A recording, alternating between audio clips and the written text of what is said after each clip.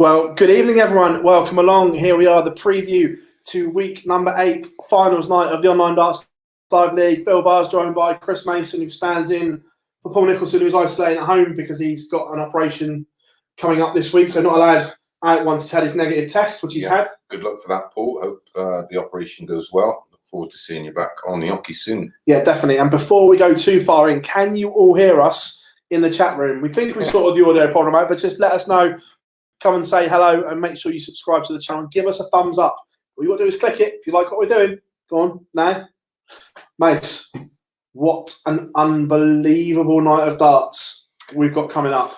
Yeah, what an amazing week we've had. It's, I mean, last night, the way it ended with Chaz Barstow relying on another result to sneak in the back door in the end. And with some of the darts he's thrown in, I'm amazed it went that far. But Stephen Burton's got to be absolutely spewing this morning. Yeah, 100%. He must be absolutely. And he had chances, didn't he, against James in that final match? Yeah, he did. It was in his own hands, as they say. But yeah, that starts. But yeah, it's been a fab week. We've seen some loads of big averages going into this week. I thought this was our strongest week as a whole, combined with the players, and we had a couple of players making their debuts as well, which I was impressed with. I like the look of Josh McCarthy. He looked very, very tidy. I thought Robert Owen played very, very well, hence the fact that he made the finals. And of course, he's opening the show tonight against Colin Osborne. Yeah, no, 100%. Just going to check something while we're chatting, guys. Picture looks a little bit blurry. I'm just looking at it. Pinging a little speed test. Yeah, so I'm planning on the super duper Wi-Fi. Saying that may not be. 2 seconds, guys. Bear with us. What was it? A technical issue? Me, a bit jinxy, I think. Yeah. But welcome, come and say hi in the chat room. We just sort this out.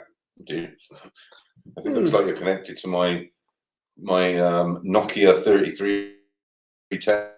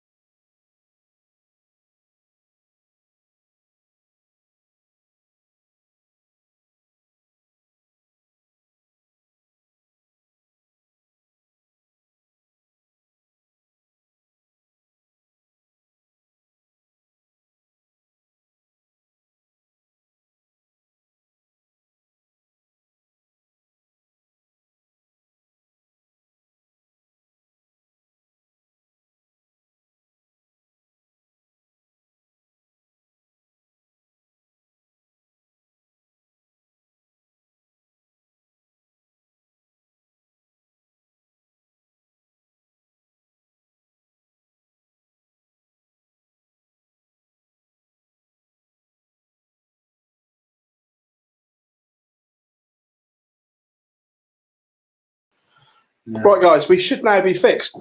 And whilst you're here, don't think you're getting along with it. Come around that way. He's not getting away with it. Hi, everyone, we're back. Sorry about the little disruption, folks. Just come in here and look there. Look at that camera there. There he is. The mad monk is in the house waiting to practice. As you can see, players have arrived, getting ready to practice. Aaron, who scraped through after a horrendous day on Wednesday. Shut the door on the way out, son. He's up in match 3 against Colin Osborne. Yeah. Sean, good evening, mate. Yeah, anyway, back to where we were. We've sorted the gremlins out. You know, didn't do anything apart from take it out and put it back in again. Just press the on-off button. That's standard procedure, isn't it? But with what we've got on show tonight, this could be a TV tournament. Yeah, I mean, it could be argued that, you know, some of the best players around that currently don't have a tour card, which is what this event is based on. Yeah, you know, it's that next tier down of players. We had Wayne Warren, who unfortunately didn't get through playing in the week. Andy Jenkins, the way he started, I fancied him actually. I thought he was going to come through the qualifiers, but didn't happen for him. So yeah, we got a great lineup: Colin Osborne, Robert Owen, Chaz Barstow, Scott Baker, and Mad Monk. It's some lineup. Good luck picking a winner out of that lot. Yeah, just going to put on screen now the bracket of how everyone got there. So Aaron winning Group A. We'll show you the tables in a minute. Don't worry, everyone. So Aaron had a few days off, and he needed it as well. He said the arm was dead. Yeah, well, he didn't play from the last time he played in it. He's not had any practice at all coming into it. Well, he probably just tried to grab a couple of hours running into it. But then when you play him for 3 consecutive days, it does take its toll on the arm. Yeah, especially because he's got quite a strong throw. So, yeah, it would have done him good. And I think if he wouldn't have come through the first 3 days, that would have frustrated him. And then, you know, as we know, he can get a tad annoyed at times with himself because we've seen it before. He has got bundles and bundles of talent. He's going to be one of those dart players. As a rule, get better later on in life because I think you become mature enough.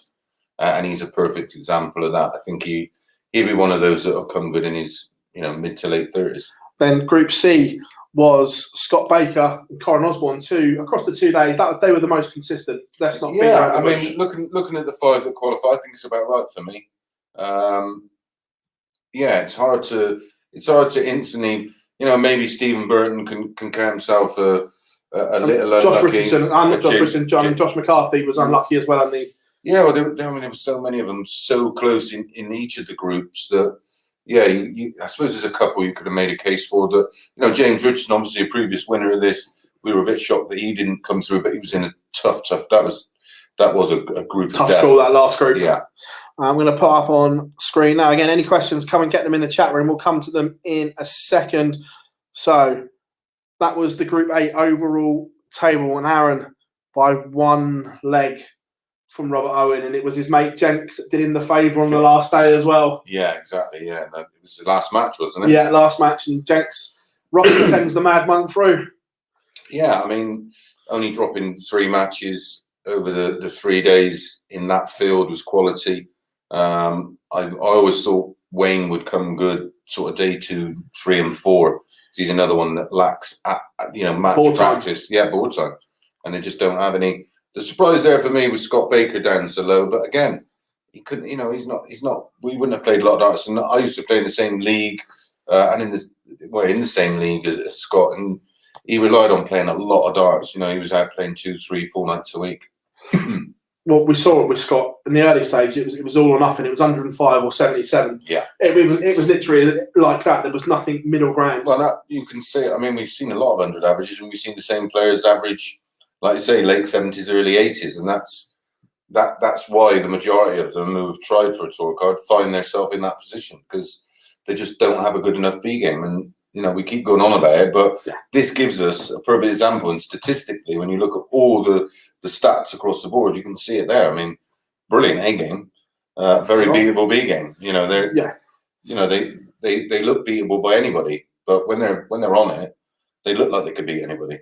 Then from there, this was the Group C one, the morning group. Yeah, dominant performance from Scott Baker. He played lovely in that group across the board. Like I say, a couple of iffy matches that he managed to scrape through. A few bullets. Yeah, but I mean, look at that leg difference, 23. Magnificent. Yeah, in a group containing Osborne, McCarthy, Hogarth, Holloway, and Jenks, who didn't. I mean, I don't know what happened with Andy. I honestly thought he'd be there or thereabouts. I mean, he was always going to be up against it if Colin played as well as he played when he played previously in it a couple of weeks ago. And again, you never quite know what you're going to get from Scott Baker, but he was outstanding. There's his spot. And then, I'm not going to lie, last night was drama personified throughout. It went down to the final game, and game 9, we saw what it meant. When Chaz Barstow, I think he won 4-1, he gave it a big come on. Yeah. He knew he was still alive, and it just shows that this means something to players. Yeah, he had to rely on James Richardson beating Stephen Burton, didn't he? Otherwise, it'd have been Stephen Burton and Robert Owen that got through. But again, Robert Owen continued to play very, very well. Plus 11, I mean, absolutely dominant over everybody else when you look at legs, the leg difference in that table. And he's a dangerous player. He's a dangerous player. He sort of burst on the scene a couple of years ago, didn't he? has quite an unusual accent, and he starts going in an unusual angle. It's sort of steep, isn't it? An exaggerated Phil Taylor type angle, isn't it? Stack attack. Yeah. But my goodness, he can finish for fun when he's absolutely on it, and can score likewise.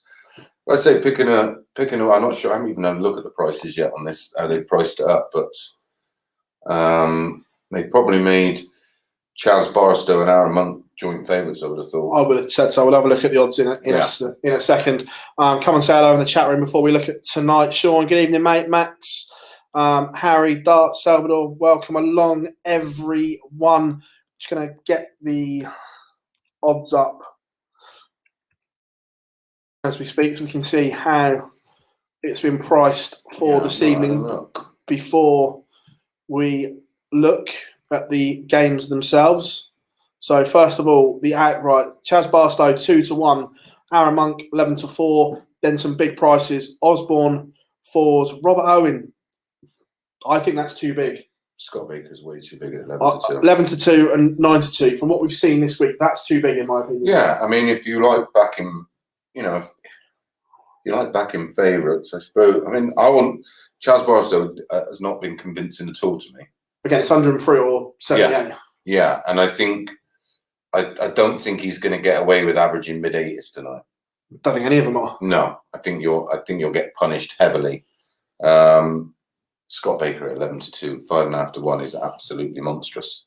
And the thing is, I wouldn't be surprised if any one of the five won it. Yeah. So when it's like that, I would tend to look at Robert Owen and Scott Baker, because that's back the value. Back the value, and you only have to have a small amount to lose a small amount. Yeah.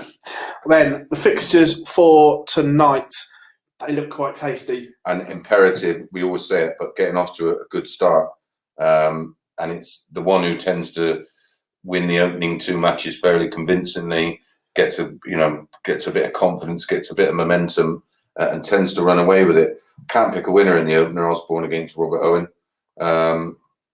That's 5-6 each of two. Again, Chaz Barstow against Scott Baker. And the big match is that, for me, for Aaron, it's that first match. Colin's going to already have had a game. That's a huge advantage, especially if he wins, because he'll have his tail up. Yeah. If he loses and Aaron can win that first game and then beat Scott Baker, it could well be down to Aaron. I'm guessing then all eyes are on match number 8 at around 11:30, Barstow against Monk. Yeah. And again, looking at the last game, Aaron Monk against Robert Owen, it could well come down to that. Yeah. I mean, so often, this is how tight these leagues have been, so often it has come down to that final match, which shows you, although, initially people were a bit dubious about the groups and how we sort it out, but because so many of these live leagues have come down to that final match, it shows you that we do find the best 5 over the week, and they battle it out. Well, that's something. No one's gifted a place in the final. You have to earn it. And across the week, we have the best 5 players. These stats and league tables don't lie. No, exactly that. Exactly. You've got no excuses. If you don't, if you come in on the Monday, you're getting 2 bites of the cherry. Yeah.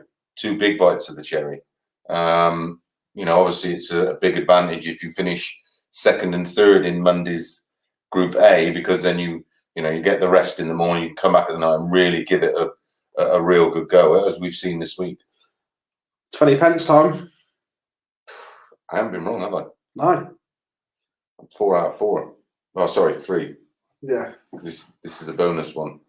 I'm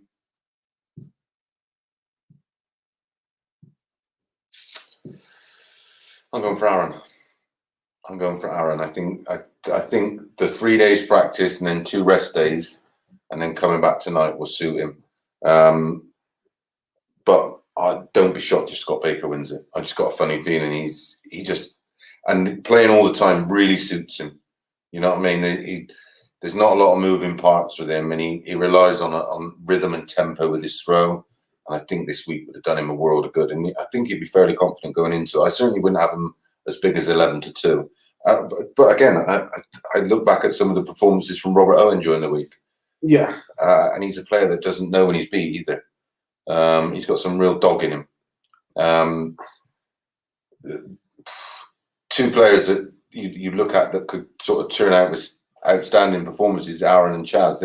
They're the ones for me that you think of that could have the big averages, although every one of them has had a big average. I was about to say that at some point, everyone has had a whopper. Yeah. At some point, so they've all got that in the locker. But Chaz Barstow at the moment looks like he could do it more often than anyone else. But overall, he looked a little bit, I think flaky would be too strong during the week, but he didn't look as confident as he did in the last time he played in the live league.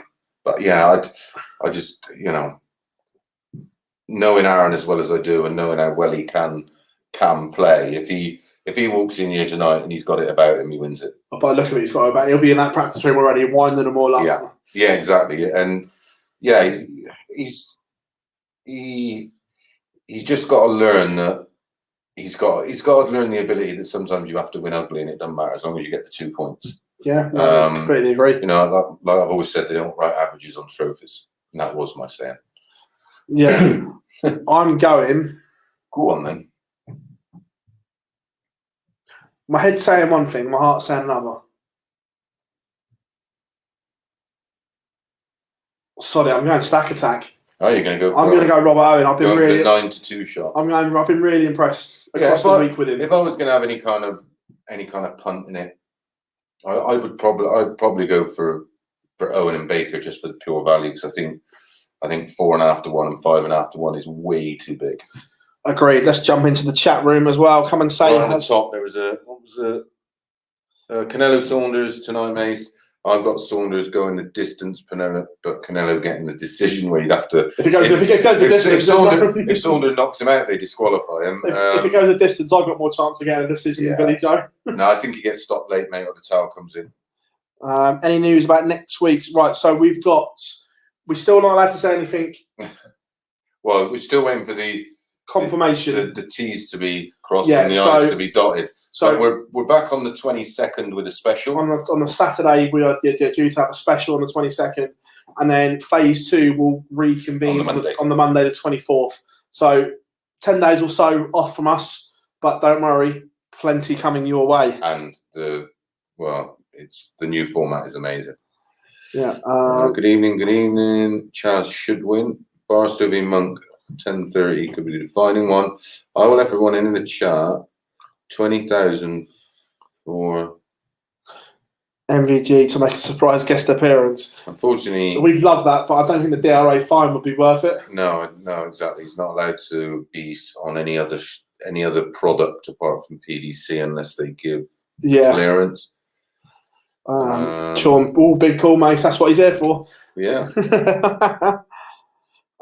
Sean, you played really well when he was down. Was it week 2 or week 3? He was down and played some really good stuff. Only generally people get a pink badge with their initials. That is. I've been impressed by Owen. Yeah, I have as well. So thanks for all the stuff, mate. Made over 40k. Top draw. Good work. Wow, fair play to you. Good work. Going to Vegas. Love the darts. Can't wait to be back. Well done to the players. And you all just invite, can we speak about tonight? Obviously not Justin. Interesting. But come and say hello who you think is going to win the chat room as well. Come and get involved. That's why we're here. Any questions? Anything about darts? And the fans, and I say the form that we. Great interview with Matt Poulter in the week as well. I teased you all last week. I said it was worth the wait. No, it was. Yeah, it was good. It was nice. It was nice that you pushed him on a few issues, which is quite interesting. I think that's quite refreshing for him to be, asked, probed. I mean, that's part of his job. And congratulations to Matt on his new role as chairman of Matchroom Multisport, which I think he started there. Yeah, he started there. I remember when he joined Matchroom. It's got to be 11, 12 years ago. I can't remember off the top of my head. It was a long time ago. And that's what he was brought in to do. So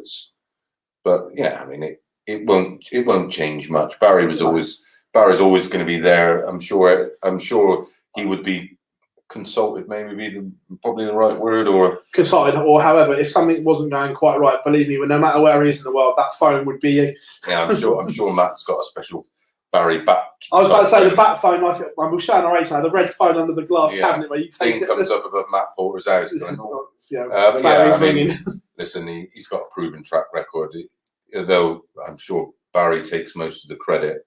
Most of the credit has to go to Matt and the team that they've created. They're up at Maskell's, and I mean, listen, I mean, it was going from strength to strength, but where the game is now, 10 or 11 years on, all credit to him. I don't think there's, well, him and Dave Allen, I'm pretty sure there's not too many people that work harder than them two in the sport. So, yeah, we're very fortunate that he's involved, and I'm fascinated now with their plan. I mean, as we know now, they bought Loop, and they're gonna. What I'd love to see, which we used to do years ago, we used to do a lot. We had a bit more resources and there was more money around then. We used to do a lot more shoulder content, a lot more feature stuff. Even when you look back as far as when ITV were doing the Slam, you know what I mean? Because it was only night sessions, we had so much time to do other content, which people like now. You know, it's a massive. You can see already that transition with the stuff that they're doing with Matchroom Boxing, which obviously is all under the same banner. If people don't know. So yeah, it's exciting. I suppose there's a lot of us out there. If they, I don't know what they're going to do going forward, but I would have thought the idea would be to have some kind of continuity, and they may create a broadcast team for darts across the board. I don't know where that leaves ITV. Whether ITV will just take their world feed as DAZN would do, and then the new deal they just struck with the Bold Six. So basically, you'd have a darts team that's the same team across all broadcasters, which in essence would be a good idea. Maybe talking myself out of a job, I don't know.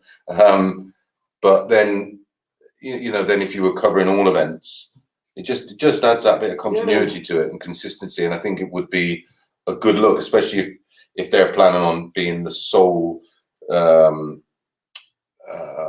well, obviously not the sole broadcaster, but they're doing the production of everything. And they'll have him full control by the sound of it over their boxing. So that's exciting for boxing fans, because you're going to get a new team on the boxing. No doubt it's still going to be on Sky, but Sky are just going to be sold the product and they broadcast it. Speaking of that, a couple of things off there, it makes me like Froch couldn't get across to DAZN quick enough this weekend, could he? No, funny that, wasn't it? And it was interesting. You look at Adam Smith. So, I remember being at the Worlds working for TalkSport, and he rolls up, did a game with Spencer Oliver, my pal. And lo and behold, now he's been doing netball, he's been doing something else, and he's now doing the darts. So obviously he's looking for a job. You can't. I mean, I don't. I mean, he's been head of boxing for a long time. I'm surprised he isn't thinking about putting his feet up. But yeah, but what you said about the shoulder content as well, back in the day, this is what built these characters, and it's something that we talk about a lot. That yes, the players today are all amazing and fabulous, but we don't know them. Where before we knew all these old characters because they were built with all this content. Well, back in the 90s, myself and Bobby George and Ray Stubbs used to do a thing on the BBC in the afternoons, looking back and then sort of looking forward. Look, what characters have we got today? Looking back at old matches, again, just shoulder content because they used to show the highlights of the previous night matches in the afternoon, and we'd sort of have a 10-15 minute fill, and we would go. I mean, I had content that they didn't have, and they actually remastered videos that I had of matches from the early 80s, and then would show them in the afternoons. It was, that was my introduction to working on TV, was working with Bobby, and it's great fun. People loved it. I mean, we didn't have the instant feedback that we have now because we didn't have social media then. Yeah.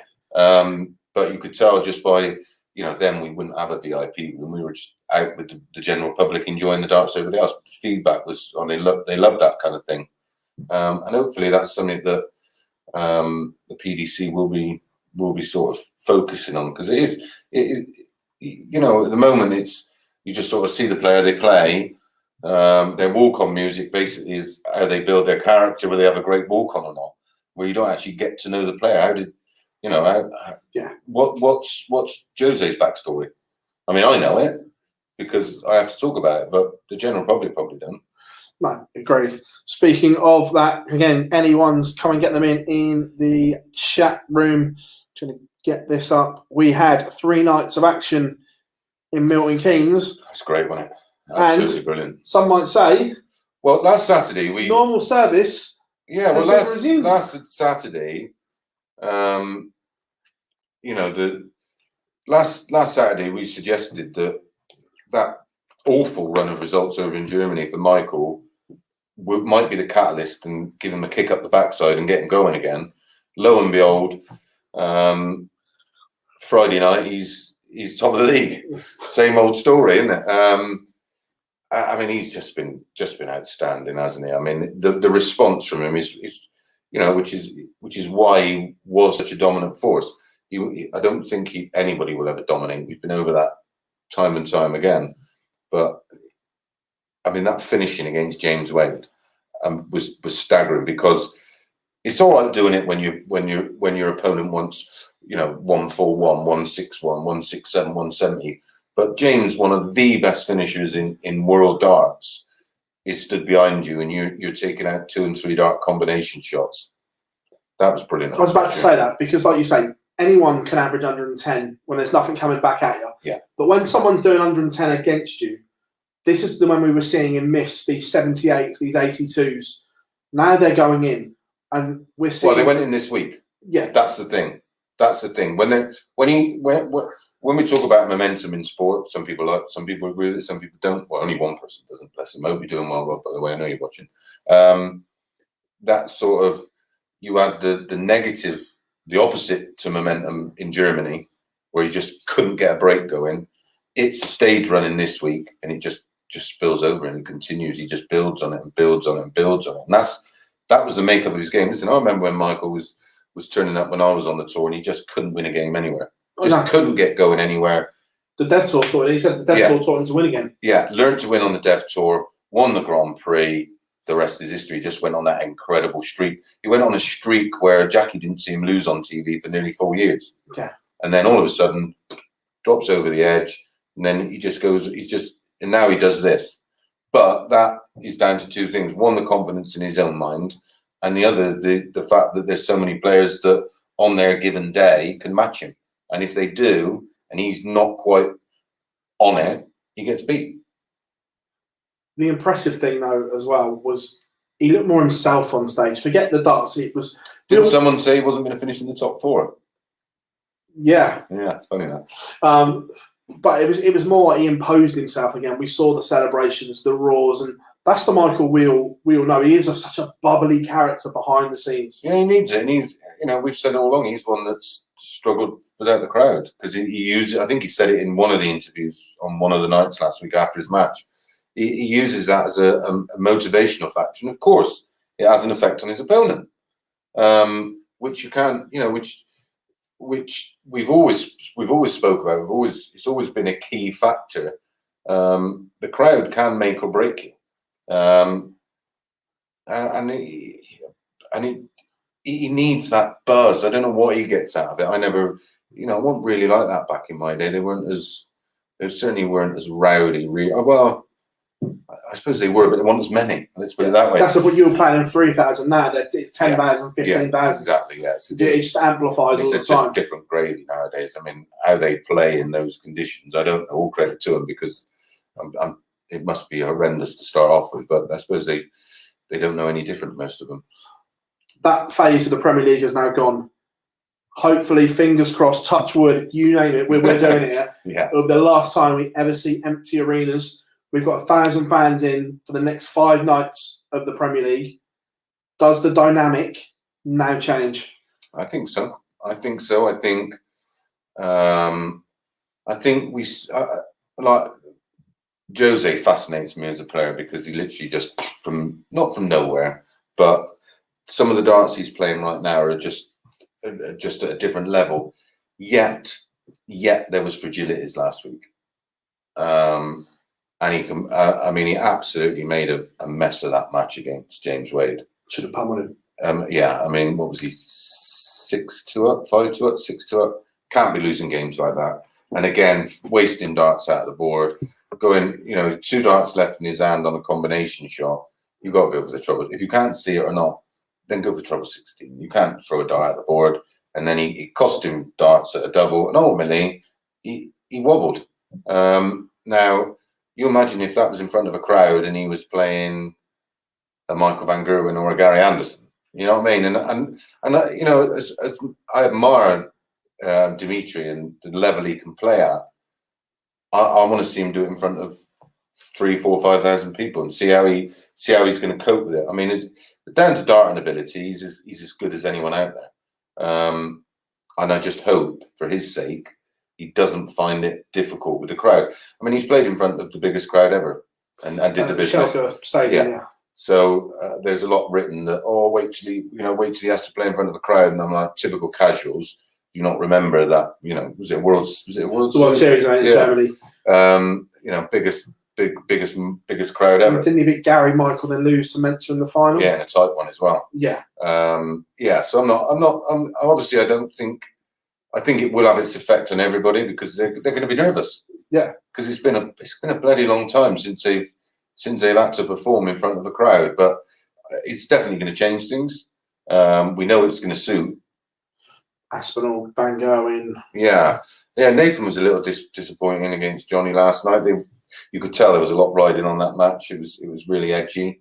But yeah, I think that the top four is pretty much where it should be. And Gary's now got an outside chance. Well, I was about to say, I was going to come on to the enigma that is Gary Anderson. We've seen nothing for 40 matches on TV.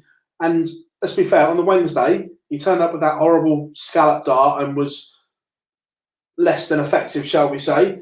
But then all of a sudden, in the click of a fingers and a blink of an eye, he picks up 4 points, 2 big ton plus averages, and at times, I'm going to say it was vintage Flying Scotsman. Yeah, well, that's a player ultimately with natural ability. You know, he is certain people. Ronnie O'Sullivan, just an absolute natural. You know, he got down on a cue, started playing, and found the game very easy. And Gary is one of those. I think for him sometimes the game goes a little pear-shaped when he's losing against players he knows he's ultimately better than, but can't produce. And the reason he can't produce is darts is no longer the most important thing in his life, and that's it. But my God, when he's on it, wasn't it enjoyable to watch last night? I actually backed him to lose against Dimitri last night. I just couldn't see a way he got anything about it. But that bet was laid prior to him playing on the Thursday night, and then I was like, "Oh!" I think he said it in his interview as well. The interesting thing this time round, Rachel went.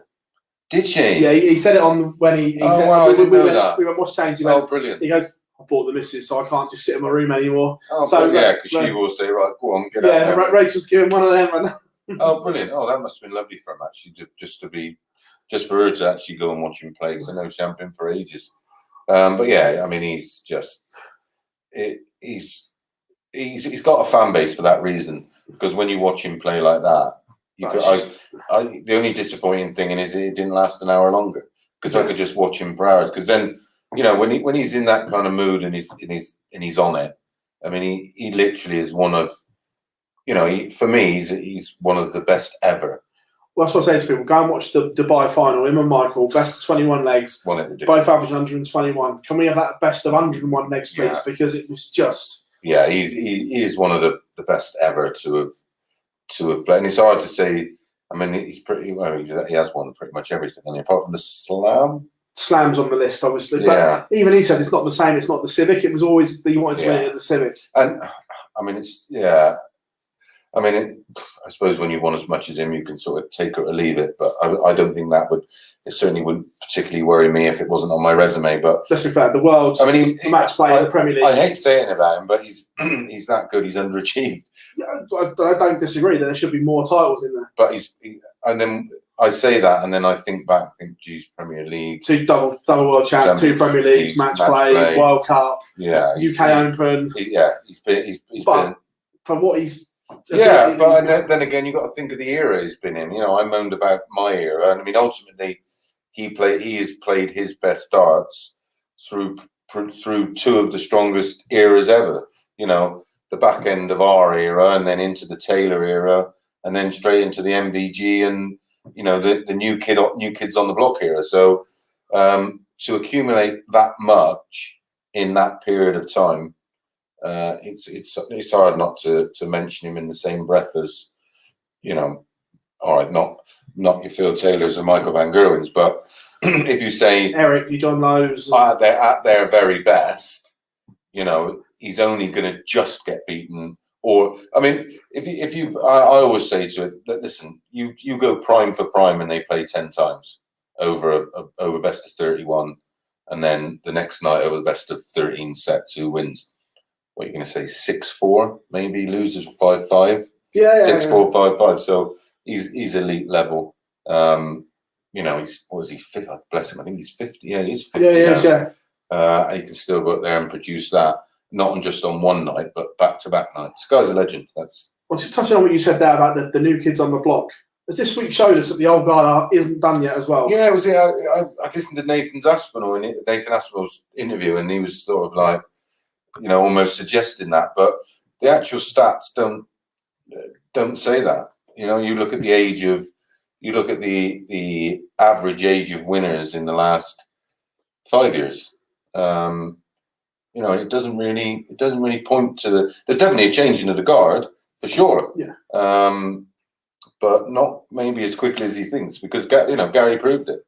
Peter Wright. I mean, what on earth? I don't know what he's doing, or I just don't get what he's doing, because I just don't get it. He's costing himself a fortune.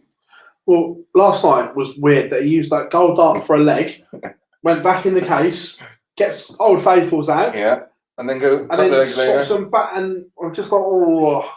Yeah, I suppose that's what happens when you don't have a management team around you, or someone to, I don't know, to pull you up and say, look, just pack it in now, just pack it in, just stick with them darts, they work. You're looking for something that's not there, and just get back to doing what he does best, and that's win.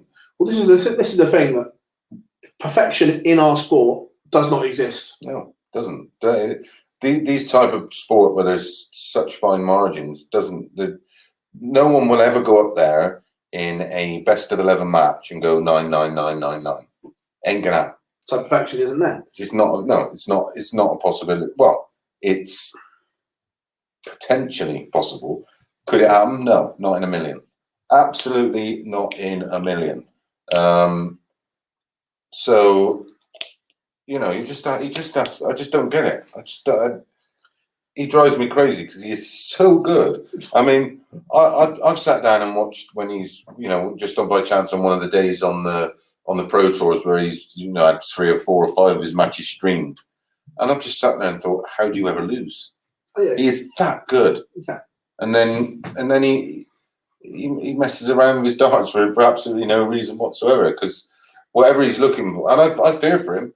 I fear him because he could mentally break him. Defending a lot of money this year as well.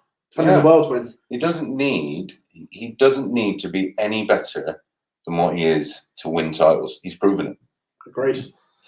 Another interesting thing from the Matt Porter interview that is available on our channel as well. Yeah, again, come and get involved in the chat room as well, guys. We'll come to it in a second.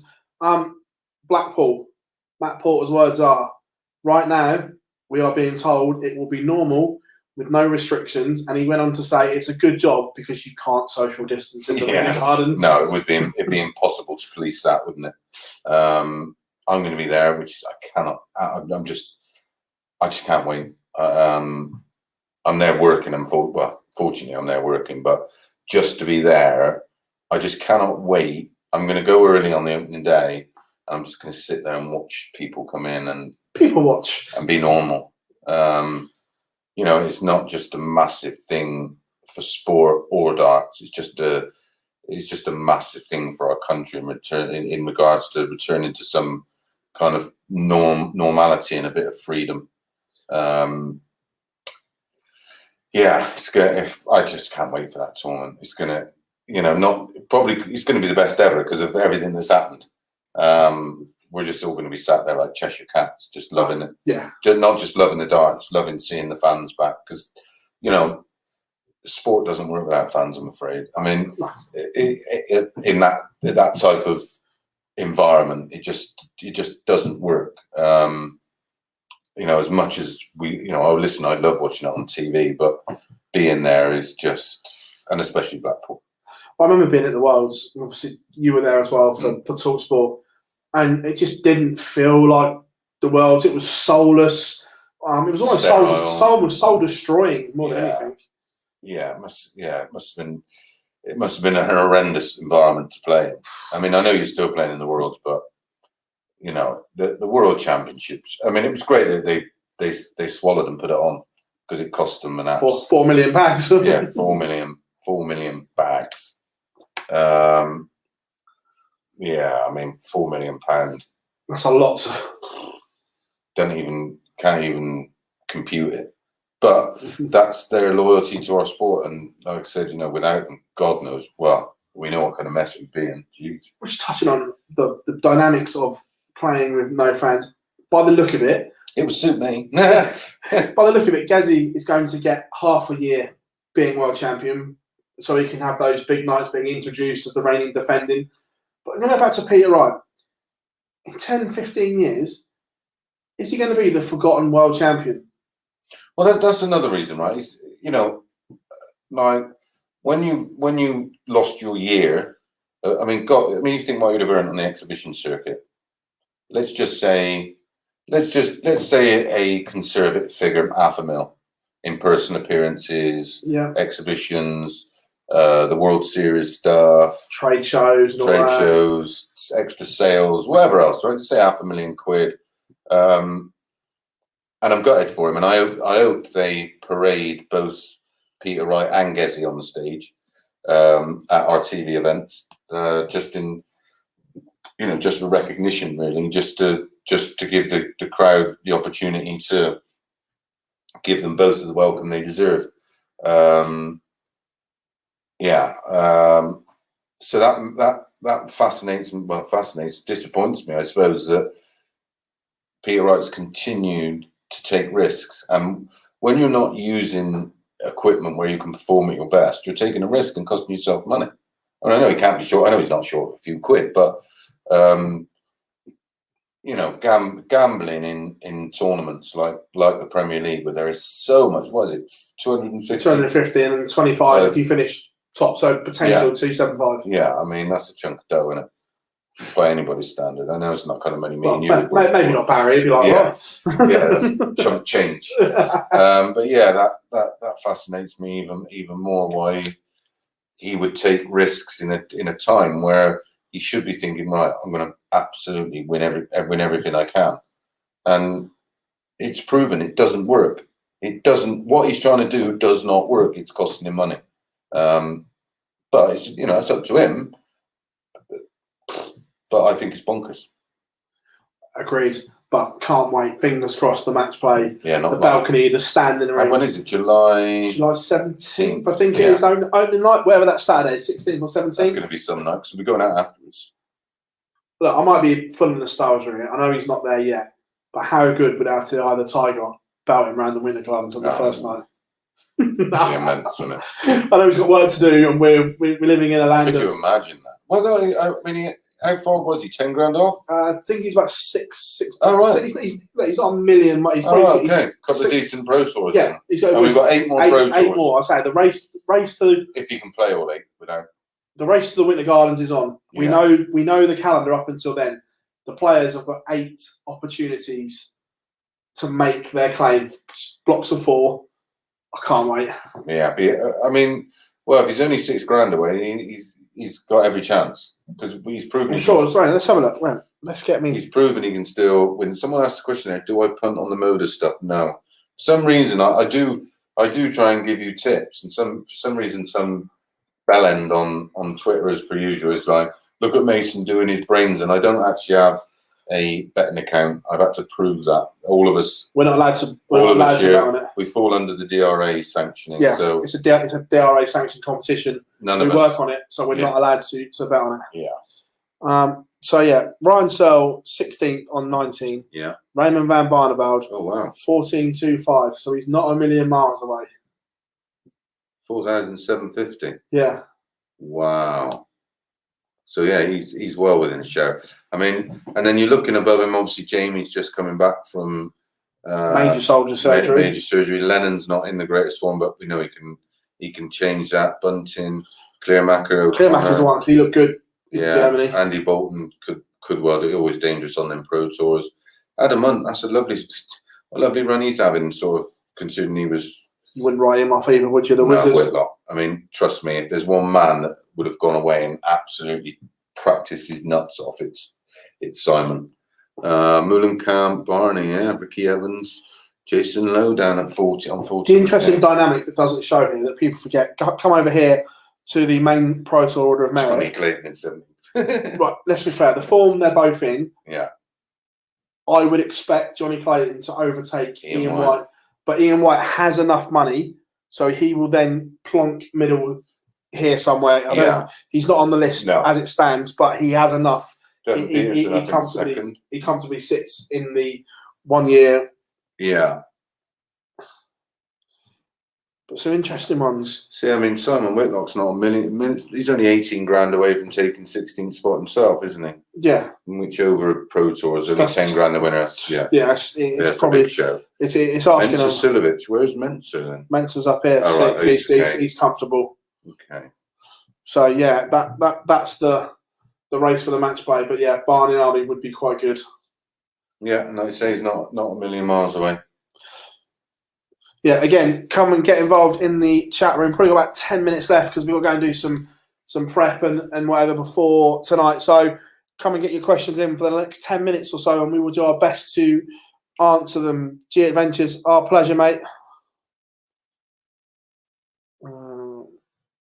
So, yeah, whilst they come in with some questions. Ben Davison is now in Billy Joe's corner alongside Mark Tibbs. Really? Isn't Ben over with Josh Taylor? They're not in Texas, though, are they? He's waiting. He's fighting Ramirez. Aren't they in Vegas though? So it's only a short. Oh yeah, that's right. He's in Vegas. So it'd literally be a private jet. And so they have them, do they? That's interesting. If that's true, I've not heard that up to about an hour ago, and I spoke just over an hour ago to someone who's in Billy's camp. Ben did work with Billy for a fight, didn't he? Yeah, a couple of fights. I don't think they had enough time to gel. I don't think the problem is all of Tibbs's fighters, they all fight the same way, and that he's got a catch and counter in this fight. And I'm not sure. I mean, the sparring partners Billy's had over it for it is horrendous. I mean, he should have had the absolute elite available and paid him a fortune to come over and spar him. He's not done that. I don't see good things for Billy tonight. I think he has a bit of early success and then gets knocked out later on, or the towel comes in. Lee says, would you say this week's Monday to Wednesday morning group was the group of death in football in terms? Yeah, they were all groups of death. This whole week eight has been a whole group of trouble. My fear of playing in this would be thrown into a group like this week, being one of the 12. Jeez, that would have been horrendous. But yeah, it's been a fabulous week, and it's almost fitting for our final week before we go into our phase 3 of the online darts live league, which is wait till you find out what's going on. It's like I say, it's going to shake up the amateur darts world, that's for sure. Yeah, it will. Christopher says, who's going to win the Premier League? Well, I said Michael before. I said Michael as well. We both said Michael before a dart was thrown in it. Nothing changed in my mind either. I know, and there's no reason why I think any different right now. If he gets to the final on one night. Yeah. I mean, all barring something absolutely bizarre, he's omen-nosed into the finals. It's over a longer distance, isn't it? The semi-final and final. Yeah, best of 21 in both. No, 19 and 21. 19 and 21. That gives him an extra little bit of leeway. He'll be in front of an absolute mental crowd who you imagine how they're going to be. When they come back next week. And the final sold out. Playoffs are sold out. All 1,000 have gone. Yeah, so they're going to be really lively. And the interesting thing, Matt said it as well, There's no restrictions in terms of you can wear fancy dresses. Yeah, the only time you got to put a mask on is when you go into the table. toilet. At the table, you don't have to wear your mask. You can have mixed tables, fancy dress. I could almost go, but I don't know. Will Chaz Barstow be top of the Challenge Tour? He's certainly got a massive chance. Ben Davison has flown this morning. Yeah, I think Chaz Barstow. I mean, he should have. I mean, he was so close to getting a tour card this year. Let's be honest. He should have one. That countback rule. Yeah, the countback rule was pony. Yeah. I didn't know a lot about him. I have to be honest till the Q school, and then I was sort of like tracking his numbers, and I'm like, where does this guy come from? He's local, so we'd seen it. We knew it was in the locker. He got nervous. He's very much like in my area, Jason Lowe. Yeah. Obviously, when he come along, everybody was like, "Who's this guy?" Yeah, and I was like, trust me, players. Yeah, he's special. I mean, even in Super League on shitty boards and shitty pubs years ago, he was hitting 90-yard averages for fun, and I was still playing well, and he was giving me absolute nightmares. So yeah, not sure what he's gone on to do. That's for sure. No, it'll be interesting, and then have fingers crossed we are going to get Challenge Tour development tours from August onwards. Yeah, I think they'll try and get these 8 out of the way, get match play done and dusted all safely, and then bang, we go. And then I think they'll go Pro Tour midweek because obviously that works, and then I think they'll probably do same venues and then run Friday, Saturday, Sunday, and do Challenge Tours. Maybe do Monday, Tuesday, Wednesday, Thursday Pro Tour, and do Thursday, Friday, Saturday Challenge. I don't think the Dev Tour will be back. So I think it has to be. Do you think? You think there's a world spot on it? You've got tour cards available on offer for the Dev Tour. I think if it doesn't happen, it causes a ripple effect. I think they'll find a way to get Dev Tours on. Yeah, maybe. Just how they fit it in. Although I suppose when things are back to normal, it ain't a problem, is it? Exactly that. If things get back to normal. Yeah. Christopher says, who would you love to play against now in the PDC, Chris? Oh, Gezi. I'd love to play on these boards at my absolute prime against Gezi. It would be a great. Although, yeah, Gezi is the first one that stands out. Obviously, I played Gary a lot. I couldn't say I played him when he was at his prime, but he was still a fabulous player. I don't know, little Dimmy I wouldn't like to play because I feel sorry for being horrible to him. You'd play games as well, wouldn't you, up there? God, yeah. Well, it all goes on in the practice room, that's the trouble. Who else nowadays floats my boat? So obviously Peter Wright I played loads of times anyway. Was he still English then? Yeah, he was. Yeah. Funny enough, I think he was. Yeah, it's only really. I mean, obviously, I've known Nathan for years. Since a lot of them I knew when they were sort of younger players coming through. And I used to see it like little tournaments up and down the country. Yeah. I've known Michael Smith since he was like 15. In fact, I played him. We had a competition prior to what's now a Pro Tour event up in Manchester, and they had it in a pub on the Friday night, and I played him in the final. He was absolutely mustard at 15. Honestly, it was frightening. But yeah, only the modern ones. Gezi really floats me boat. Yeah, 2 more additions to the World Seniors as well been announced this week. Yeah, the Thorn, Robert Thorn. That's a bit of a curveball thrown in there. Listen, the way he's been playing, my only thing is he might win a tour card. He might win a tour card and might not be able to play, but yeah, seriously dangerous player. I mean, he played lovely in this for the couple of days he was in it, and then went and had a fabulous Super Series. And then the other one is it's just the way to Amarillo. He's back. Manley, yeah. We are walking to Amarillo. Talking of mind games and banter, yeah, that's fun. He adds a real fun element to it. Different dynamic. He'll find a loose floorboard on that stage. He'll find something, that's for sure. But yeah, it'd be interesting actually to see how Peter plays. I think he will struggle against the likes of Thornton and Burnett and Adams, and be interesting to see him and Lowy. Yeah, I'm not sure what level Peter can get himself back to. But like the rest of it, there's something out there to practice for. I mean, my main interest is, does the World Championships and develop into a proper tour? Because I think it does. If it does, we might be surprised, because the thing is, us old boys have never had anything to practice for. There's nothing out there for us.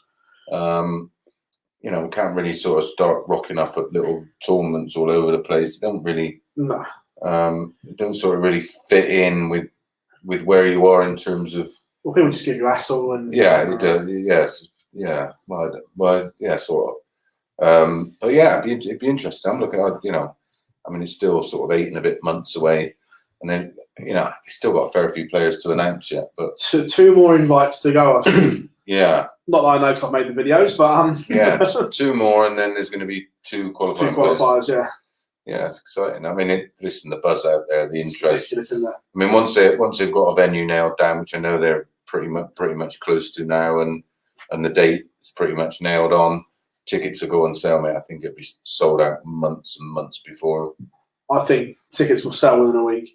Yeah, I genuinely do. Literally, I can once everything's like, and once the players have been finished announced, and the venue and tickets go on sale, it'll be done and dusted and sold out. It's going to be fascinating. Like I say, in whatever capacity, I'm definitely going to be there. Completely agree. Sebastian, thank you very much, mate. How is it? All good. Johnny says, last time I saw Peter throw, he wired a 9. Wow. Could be the curveball in the field. What was he going for? 41. Trying to leave double 16. Well, guys, it's been an absolute pleasure. We've been on for best part of an hour again. Thank you very much for your time here with us at Online Darts. Make sure you subscribe to the channel, turn notifications on. Give us a thumbs up. Makes notes. And of course, all the action live, 9:30 tonight. A winner of week 8 will be crowned here on the Live League. Who will it be? Time will tell. We've gone for different people this week, but we will see you soon. Mace calling it all in for one night only. Pleasure as always, guys. Thank you very much for joining us.